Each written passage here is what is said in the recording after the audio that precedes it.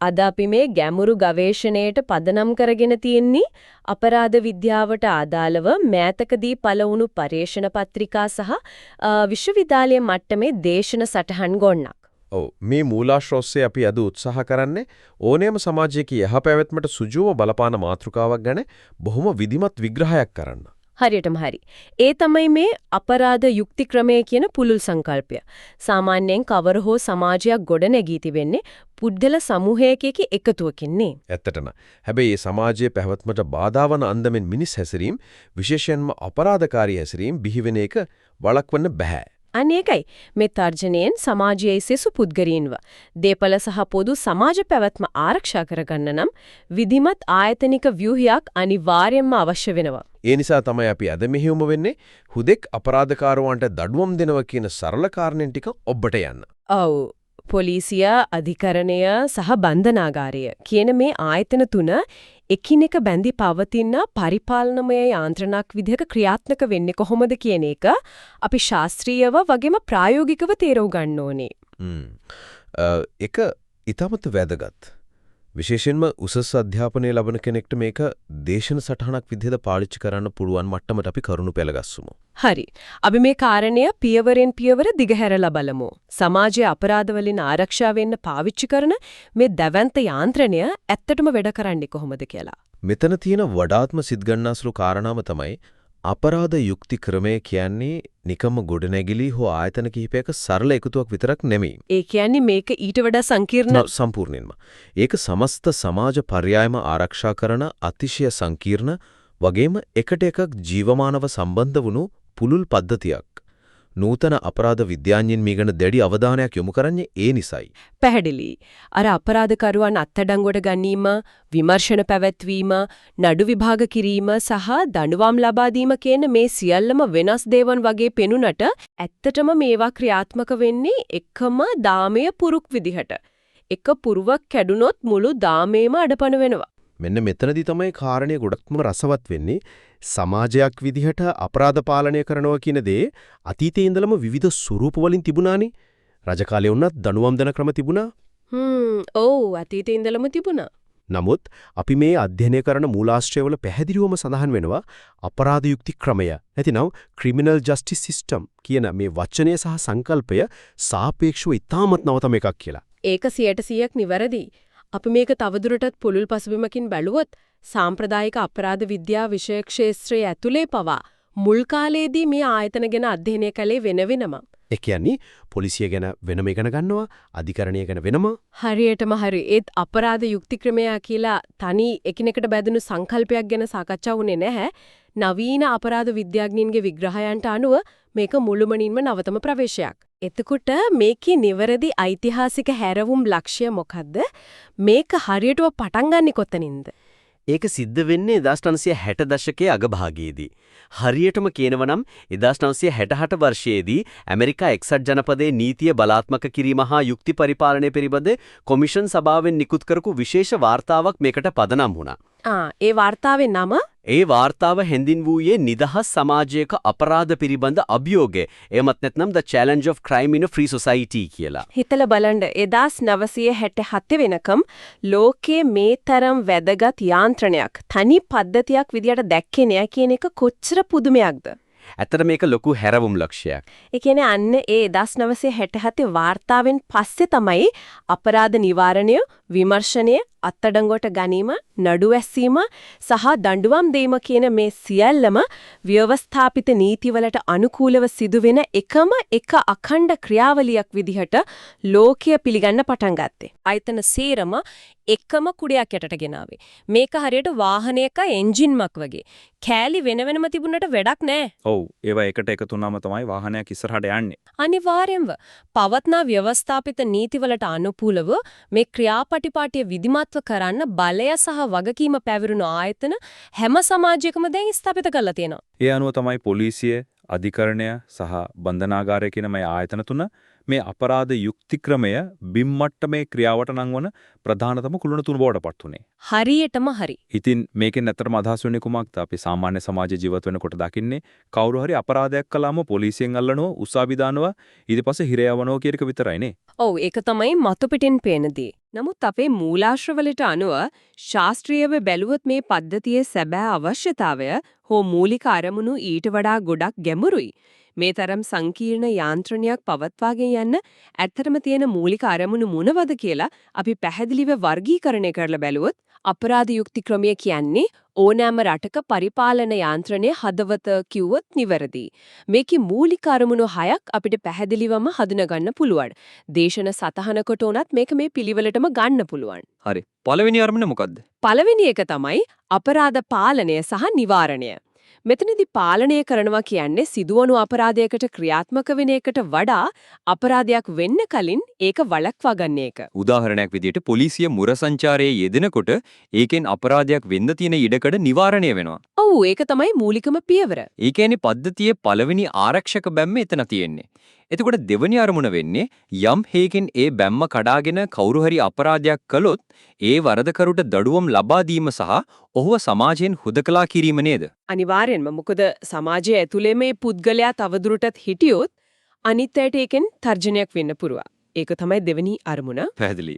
එතකොට තුන්වෙනි අරමුණ. තුන්වෙනි අරමුණ ඊටමත් සංවේදී වගේම ගොඩක් වෙලාවට සාමාන්‍ය කතාබහේදී මගහැරෙන කාරණයක්. ඒ තමයි වින්දිත පාර්ශවයන්ට යුක්තිය සහ හානිපූර්ණය ලබා දීම. අපරාධයකදී හැම වෙලේම අපේ අවධානය යන්නේ අපරාධකරුවා දිහාටනේ. හරියටම හරි.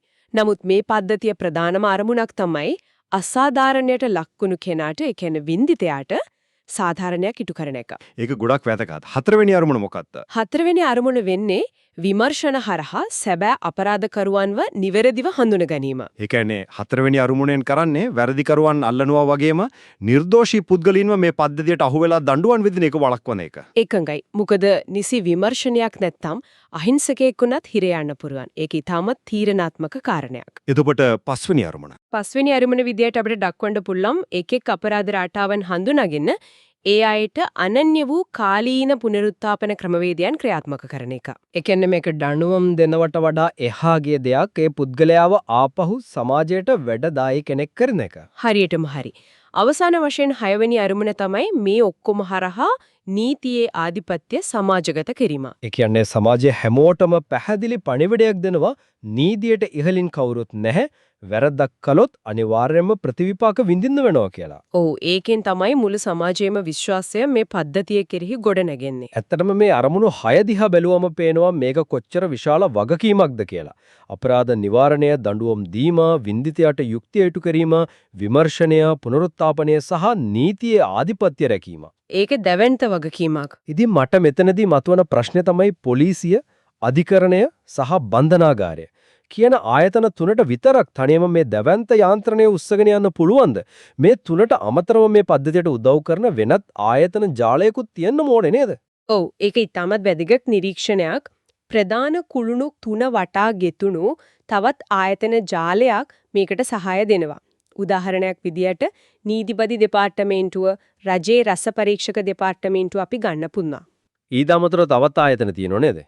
ඔව් අධිකරණ වෛද්‍ය නිලධාරීන් එහෙමත් නැත්නම් JMO පරිවාස දෙපාර්තමේන්තුව සහ ප්‍රජා විශෝධන වැඩසටහන් දක්වන්න පුළුවන්. මේ ඔක්කොම එකට එකතු වෙලා තමයි මේ පරිසර පද්ධතිය නිර්මාණය කරන්නේ. මේ සියලුම රාජ්‍ය ආයතන නේද? අනිවාර්යෙන්ම. විශේෂයෙන්ම අවධාරණය කරන්න ඕනේ කාරණයක් තමයි මේ සියලුම ආයතන තියෙන්නේ රාජ්‍ය පාලනය යටතේ. රාජ්‍ය විසින්ම තමයි මේවා මෙහෙවන්නේ. මම මේක පොඩි උදාහරණයකින් පැහැදිලි කරන්නම්කෝ. හිතන්න යම්කිසි අපරාධයක් උදාහරණයක් විදියට මනුෂ්‍ය ඝාතනයක් වෙනවා කියලා. පොලිසිය ඇවිත් සැකකරුවෙක්ව අල්ලගල්වා. ඔව්. හැබැයි පොලිසියට විතරක් බැහැනේ ඒ මිනිහයා වැරදිකරු කියලා ඔප්පු කරන්න. එතනදී අධිකරණ වෛද්‍ය නිලධාරියා ඇවිත් මරණයේදී හේතුව කියන්න ඕන. රජයේ රස පරීක්ෂකවරයා ඇවිත් ඇඟිලි සලකුණු හරි වසවිසක් හරි තිබුණාද කියලා විද්‍යාත්මකව තහවුරු කරන්න ඕන. හරියටම හරි. ඊට පස්සේ නීතිපති දෙපාර්තමේන්තුවෙන් ඒ වෙනුවෙන් අධිකරණයේ පෙනී ඉඳලා නීතියමය පසුබිම හදන්න ඕන. මේ සහායක ආයතන නැත්නම් අර ප්‍රධාන කුළුණු තුනට කිසිම දෙයක් තනියම කරගන්න බැහැ නේද? ඒ උදාහරණයෙන් ඒක බොහොම පැහැදිලි. ඒක හරියටම තනි ජීවියෙක්ගේ අවයව එකට වැඩ කරනවා වගේ ක්‍රියාවලියක්.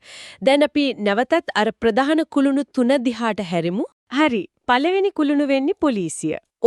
අපරාධයක සුහුම්බුල් අවධිය එහෙම නැතිනම් ඉන්ෆන්සි ස්ටේජ් එක කියලා මේ ශාස්ත්‍රීය ලිපිවල හඳුන්වන අවධියේදී මුලින්ම ගැටෙන්නේ පොලිසියයි. සුහුම්බුල් අවධිය කියන එක මාරම ලස්සන වචනයක්. ඒ කියන්නේ අපරාධයක් සිද්ධ වෙලා තාම කවුද කළේ, ඇයි කළේ මුකුත් දන්නේ නැති සාක්ෂි විසිරලා තියෙන ඒ ආරම්භක අවස්ථාව. ඒක තමයි ආරම්භය. සමස්ත යුක්ති ක්‍රමයේම ප්‍රධාන දොරටුව තියන්නේ එතන. එතනින් තමයි පද්ධතිය ඇතුළට කාරණාව ඇතුල් වෙන්නේ. ඒකනේ වැරදි. පොලිසිය කියන්නේ විවස්ථාපිත නිල ඒජන්සියක්. පොලිසියේ කාර්යභාරය වෙන්නේ නිකම්ම මිනිස්සුන්ව අල්ලන එක නෙමෙයි. අපි කලින් කතා කළා වගේ අපරාධ වැළැක්වීම එකක්. අනිත් එක තමයි අර විමර්ශන පැත්ත නේද? යම් අපරාධයක් සිදු වුණාට පස්සේ නීතියේ රැහැනට සැකකරුවන්ව හසු කර දීම සහ ඒ ගැන අතිශය ස්වාධීන විමර්ශන පැවැත්වීම. මේ ස්වාධීන විමර්ශනය කියන එක ඊටාම වැදගත්. මොකද පොලිසිය එකතු කරන සාක්ෂි, කටුත්තර සහ දත්ත මත තමයි ඊළඟට තියෙන අධිකරණ ක්‍රියාවලිය මුළුමනින්ම රඳා පවතින්නේ. දොරටුවෙන් ඇතුළු කරන තොරතුරු වැරදි නම් මුළු ක්‍රියාවලියම වැරදි පැත්තට යනවා. අන්න ඒකයි පොලිසිය වගකීම මෙතරම් බැරෑරුම් වෙන්නේ. ඊළඟට ඒ දොරටුවෙන් ඇතුළු වෙන සාක්ෂි සහ තොරතුරු යන්නේ අධිකරණයේ කියන දෙවනි කුළුණට. මට අධිකරණයේ පේන්නේ හරියට සාක්ෂි කිරලා මැනලා බලන තුලාව. ඒ කියන්නේ තරාදියක් විදියට. මේ උපමාව ඊටමත් සාර්ථකයි. පොලිසියෙන් ගේන පුද්ගලයා ඇත්තටම වරදකරුද නැතිනම් නිර්දෝෂීද කියලා තීරණය කරන්න බාරදූර වගකීම තියෙන්නේ එතනනේ. එතනදී තමයි නීතියේ තියෙන ලස්සනම સિદ્ધාන්තය වැඩ කරන්නේ. රටක නීතියේ ආධිපත්‍ය කොයිතරම් දුරට තියෙනවද කියලා මනින ප්‍රධාන දර්ශකය වෙන්නේ අධිකරණය. ඔබ අර කියූප තරාදිය උපමාව ගත්තොත් මේ තරාදිය දෙපැත්තට සාක්ෂි දානවා. හරියටම එක පැත්තකින් පැමිණිල්ල ඒ කියන්නේ රජය වෙනුවෙන් පොලිසිය හෝ නීතිපති ඉදිරිපත් කරන සාක්ෂි, අනිත් පැත්තෙන් විත්තිය ඒ කියන්නේ සැකකරු තමන්ගේ නිර්දෝෂීභාවය වෙනුවෙන් ඉදිරිපත් කරන කරුණු. එතනදී අධිකරණය බලන්නේ ශක්්‍යතා වැඩි බර එහෙමත් නැත්නම් probability එක කොයි පැත්තටද තියෙන්නේ කියලා. ශක්්‍යතා වැඩි බර කියන එක තමයි මෙතන නීතියම පදනම. ඒ කියන්නේ තරාදිය වැඩිපුර බර වෙන්නේ මොන පැත්තටද කියන එක. පොලිස් සහ වෛද්‍ය විමර්ශන වලින් එන සාක්ෂි ප්‍රබල නම් පැහැදිලිවම තර්කානුකූලව ඔප්පු වෙනවා නම් තරාදිය පැමිණිල්ලේ පැත්තට බර වෙනවා. එතකොට ඔහු වරදකරුවෙක් වෙනවා. ඒ වගේම සාක්ෂි දුර්වල නම් ඔහු නිදහස් වෙනවා. මෙතනදී මතක තබා ගත යුතු තවත් වැදගත් ශාස්ත්‍රීය කරුණක් අපේ මූලාශ්‍රවල තියෙනවා. මොකක්ද? ඒ තමයි මේ අධිකරණ ක්‍රියාදාමයේ විකාශනය. මේක එකපාරට අහසින් කඩාපාතුණු දෙයක් නෙමෙයි. යටත් විජිත යුගයට පෙර අපේ රටවල තිබුණේ රජුගේ තීරණය හෝ ගම්සභාවල තීරණ. ඊට පස්සේ යටත් විජිත යුගයේදී තමයි බටහිර නීති ක්‍රම අපිට ආදේශ වුණේ. රෝම ලන්දේශ නීතිය, ඉංග්‍රීසි නීතිය අපිට ආදේශ වුණා. අද අපි මේ දකින දූරාවලිය, ඒ කියන්නේ මහේස්ත්‍රාත් අධිකරණයේ දම් ශ්‍රේෂ්ඨාධිකරණයේ දක්වා තියෙන ව්‍යුහය නිර්මාණය වෙන්නේ ඒ විකාශනයේ ප්‍රතිඵලයක් විදිහට. මේ විකාශනයත් අපරාධ යුක්ති ක්‍රමයේ ඇතුලේ අනිවාර්යෙන්ම අධ්‍යයනය කරනවා. හරි. දැන් පොලිසියෙන් විමර්ශනය කළා, අධිකරණයෙන් සාක්ෂි කිරලා මැනලා බලලා කෙනෙක්ව වරදකරු කියලා තීන්දුව කළා කියමුකෝ. ඊළඟට මොකද වෙන්නේ? ගොඩක් අය හිතන්නේ කතාව එතනින් ඉවරයි කියලා. එයා හිරේට ගියාම ප්‍රශ්නේ විසඳුණා කියලානේ සාමාන්‍යයෙන් හිතන්නේ. නමුත් සැබෑ ක්‍රියාවලියේ ඊළඟ දෙවන්තම සහ සංවේදීම කාර්යභාරේ පටන් ගන්නෙ එතනින් නේද? ඒ තමයි බන්ධනාගාරය. පැහැදිලිවම මට නම් හිතෙන්නේ බන්ධනාගාරය කියන්නේ නිකම්ම යකඩ කූරු ගහපු මිනිස්සුන්ව ගබඩා කරන තැනක් නෙමෙයි. ඒක ඊටමත් නිවැරදි ප්‍රවේශයක්. අධිකරණයේ නියෝගය ප්‍රායෝගිකව බින්මට්ටමේ ක්‍රියාත්මක කරන්නේ බන්ධනාගාරයයි. ශාස්ත්‍රීය විග්‍රහයට අනුව බන්ධනාගාරයට ද්විත්ව කාර්යභාරයක් තියෙනවා. ඒ කියන්නේ ප්‍රධාන වගකීම් දෙකක් පැවරිලා තියෙනවා. ඔව්. පළවෙනි එක තමයි ඔබ අර කලින් සඳහන් කළා වගේ දඬුවම් දීමේ අංගය. අධිකරණය නියම කරපු විදිහට ඒ පුද්ගලයාව සමාජයෙන් හුදකලා කරනවා. එයාගේ නිදහසේ ගමන් බිමන් යාමේ අයිතිය භෞතික නිදහස අහිමි කරලා Taman කරපු වරදට විපාක විඳින සලස්වන එක මේකේ එක පැත්තක්. හරියටම හරි. නමුත් වඩාත් වැදගත් වෙන්නේ දෙවෙනි කාර්යභාරයයි. මොකද අයා ජීවිතාන්තය දක්වා හිරේ යන කෙනෙක් නෙමෙයි නම් කවදා හරි දවසක ආයෙමත් මේ සමාජයටම නෙන්නේ. ඉතින් ඒනකොට කලින් හිටපු අපරාධකරුවා විදිහටම ආවොත් මේ මුළු පද්ධතියම කිසිද තේරුමක් නැති වෙනව නේද? අන්න එතන තමයි අපරාධ යුක්ති ක්‍රමයේ සාර්ථකත්වය රඳා පවතින්නේ. බන්ධනාගාරයේ දෙවනි සහ වැදගත්ම කාර්යභාරය වෙන්නේ පුනරුත්ථාපනීය. ඒ කියන්නේ අපරාධකරුවාව ඒ අපරාධකාරී චර්යාවලින් මුදවන එක. ඔව් කායිකව සහ මානසිකව වෙනස්කම් වලට ලක් කරලා නැවතත් යහපත් පුරවැසියෙක් විදිහට සමාජයට පරිවර්තනය කරන එක. මේක තමයි බන්ධනාගාරගත කිරීමේ ප්‍රබලතම අපේක්ෂාව. ඒකයි නූතන අපරාධ විද්‍යාවේදී මේකට විශෝධනාගාරය කියලාත් සමහරු පාවිච්චි කරන්නේ. වැරදි හදලා සමාජගත කරන තැන කියන අර්ථයෙන්. හරියටම හරි. ඉතින් අපි මේ දක්වා කතා කරපු කරුණු ටික එකතු කරලා බැලුවොත් මේක මාරම ලස්සන. ඒ වගේම දවන්ත පරිපාලනමය යන්ත්‍රයක්. අපරාධයක් සිදු වුණු වෙලාවේ ඉඳන් පොලිසිය මැදිහත් වෙලා මුලින්ම පරීක්ෂණ පවත්වනවා. ඊට පස්සේ අර අපි කියපු සහායක ආයතනවලත් උදව් අරගෙන සාක්ෂි එකතු කරලා අධිකරණයට යනවා. ඔව් සම්පූර්ණ දාමේ එහෙමයි වැඩ කරන්නේ. අධිකරණය නැමැති තරාදියෙන් සාක්ෂි කිරලා මැනලා බලලා යුක්තිය පසින්දලනවා. අවසානයේදී බන්ධනාගාරය හරහා ඒ පුද්ගලයාව වෙනස් කරලා නැවත සමාජගත කරනවා. මේක හරියට යන්ත්‍රයක එකිනෙකට සම්බන්ධ වුණු දැතිරෝධ ටිකක් එකට කැරකෙනවා වගේ වැඩපිළිවෙලක්. ඒ දැතිරෝධ උපමාව මේකට හරියටම ගැලපෙනවා. මොකද සමාජයේ මේ එක දැතිරෝධයක් හරි හිර වුණොත්, දුර්වල වුණොත් මුළු යන්ත්‍රයම ඒකෙන්ද සමස්ත අපරාධ යුක්ති ක්‍රමයම අඩපණ වෙනවා. පැහැදිලි. පොලිසිය විමර්ශන දුර්වල වුණොත් අධිකරණයට නිවැරදි තීන්දුව ගන්න බැරි වෙනවා. ඔව්. ඒ වගේම අධිකරණයෙන් නිසි වෙලාවට නිසි දඬුවම් නියම වුණේ නැත්නම් බන්ධනාගාරවල තියෙන පුනරුත්ථාපන ක්‍රියාවලියෙන් වැඩක් නැති වෙනවා. මේ ඔක්කොම එකිනෙක මත යැපෙනවා. දැන් මේක අහගෙන ඉන්න කෙනෙක්ට හිතෙන්න පුළුවන් මේක අපරාධ විද්‍යාව ඉගෙන ගන්න විශ්වවිද්‍යාල ළමින්ට විතරක් වැදගත් වෙන දේශන සටහනකට විතරක් සීමා වෙන දෙයක් නේද කියලා. නමුත් ඇත්තටම සමාජයේ ජීවත් වෙන අපිට මේක වැදගත් වෙන්නේ කොහොමද? ඒක බොහොම ප්‍රායෝගික ප්‍රශ්නයක්. මට හිතන විදිහට මේ පද්ධතිය වැඩ කරන හැටි දැනගෙන ඉන්න එකන සමාජය ඇතුලේ අපි කොහොමද ආරක්ෂා වෙන්නේ? අපි සුරක්ෂිත භවය රජෙන් තහවුරු කරන්නේ කොහොමද කියන එක ගැන ලොකු අවබෝධයක් ලැබෙනවා. කවදා හරි අසාධාරණයක් වුණත් කොහොමද ක්‍රියාත්මක වෙන්න ඕනේ කියන එක දැනගෙන ඉන්න එක පුරවැසියෙක් විදියට ලොකු ශක්තියක්. සම්පූර්ණයෙන්ම ඇත්ත. දැනුම කියන්නේ බලයක්. Taman ජීවත් වෙන සමාජයේ නීතිය ආධිපත්‍ය ක්‍රියාත්මක වෙන හැටි සහ Tamanගේ ආරක්ෂාව වෙනුවෙන් මේ යාන්ත්‍රණීය මැදිහත් වෙන හැටි තේරුම් ගන්න එකෙන් අපිව වඩාත් වගකීම් සහගත පුරවැසියන් කරනවා. ඇත්තට මේක නිකම්ම න්‍යායක් නෙමෙයි. ඔව් අපරාධ යුක්ති ක්‍රමය කියන්නේ පොත්වල තියෙන කල්පිතයක් නෙමෙයි. ඒක හැම මොහොතකම අපේ වටේට තියෙන අපේ සමාජ පැවැත්ම ආරක්ෂා කරන පලිහක්. ඒක ඇත්තටම අපි ඇස් අරවන කාරණක්. හැබැයි මේ ගවේෂණය අවසන් කරන්න කලින් අපි මෙච්චර වෙලා කතා කරපු මේ සාම්ප්‍රදායික රාමුවෙන් ටිකක් එළියට ගිහින් හිතන්න පුරුවන් දෙයක් මම මතු කරන්න කැමතියි.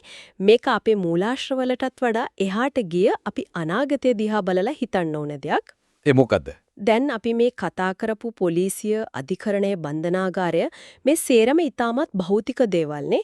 ගොඩනැගිලි තියෙනවා, නිලධාරීන් ඉන්නවා, අපරාධකරුවා කියන්නේත් භෞතික ලෝකේ අපිට අල්ලන්න පුළුවන් මිනිස්සෙක්. අපරාධය කියන්නේත් S2කට පේන තැනක සිද්ධ වෙන දෙයක්. ඔව් ඒක තමයි මෙතෙක්කල් මේ පද්ධතිය ගොඩනැගිලා තිබුණු පදනම. හැබැයි අද වෙනකොට ලෝකේ කොතනටද ගිහින් තියෙන්නේ? කෘත්‍රිම බුද්ධිය හෙවත් AI තාක්ෂණය, deep fakes, සයිබර් අවකාශය හරහා සිදුවන ආතත්ත්වය කියන්නේ virtual අපරාධ සීග්‍රයෙන් වැඩි වෙමින් පවතිනවා. අන්තර්ජාලය හරහා වෙන මූල්‍ය වංචා, දත්ත සොරකම් කිරීම මේවට උදාහරණ. ඒක ඇත්ත. මේවා සම්පූර්ණම වෙනස් මානයක්. බැරි දේශ සීමා නැති අපරාධය භෞතිකව ස්පර්ශ කරන්න බැරි යුගයකදී අපේ මේ සාම්ප්‍රදායික අපරාධ යුක්ති ක්‍රමය කොහොමද හැඩගැහෙන්න ඕනේ? ඒක නම් හිතා ගන්නත් අමාරු. ඒත් අනිවාර්යයෙන්ම මුහුණ දෙන්න වෙන දැවන්ත අභියෝගයක්. මෙච්චර කාල අපි හැදුවේ භෞතික පද්ධතියක්. නමුත් අභෞතික ලෝකයක සයිබර් අවකාශයක අපරාධයක් වුණාම අපරාධ ස්ථානයක් නැතිකොට භෞතික සාක්ෂි නැතිකොට ඒක විමර්ශනය කරන සයිබර් පොලිසියක ස්වරූපය මොකක් වේද? ඒක ලොකු ප්‍රශ්නයක්. ඇල්ගොරිත්මයකට හරි වෙනත් රටක ඉඳන් හැක් කරන කෙනෙක්ට හරි තීන්දුව දෙන අධිකරණයක් කොහොමද වැඩ කරයිද? විශේෂයෙන්ම ඒ වගේ සයිබර් අපරාධකරුවෙක්ව පුනරුත්ථාපනය කරන බන්ධනාගාරයක සැබෑ ස්වරූපය කුමක් වේද? ඒක නිකම්ම කේත වෙනස් කිරීමක්ද නැත්නම් මොලේ සේදීමක්ද? අන්න ඒකයි. මේක අපරාධ විද්‍යාඥයින්ට වගේම සමස්ත සමාජයටම ඊළඟ දශකයේදී විසඳන්න වෙන ලොකුම ප්‍රහේලිකාවක් වෙයි. අනිවාර්යයෙන්ම. ඒක අපි හැමෝටම තනදුරටත් ගැඹුරින් හිතලා බලන්න ඕනේ අපූර්ව මානයක් විවෘත කරනවා. භෞතික ලෝකයට හදපු මේ අපරාධ යුක්ති ක්‍රමය ඩිජිටල් ලෝකයේ ඇතුලේ කොහොම හැඩගැසෙයිද කියන ප්‍රශ්නාර්ථයත් එක්කම අපි අද මේ ගැඹුරු ගවේෂණය මෙතනින් නිමා කරනවා. මේ කාරණා ගැන දිගටම හිතලා බලන්න තවත් මේ වගේම සිත් ගන්නාසුළු බුද්ධිය අවදි කරන ගවේෂණයකින් අපි නැවත හමු වෙමු.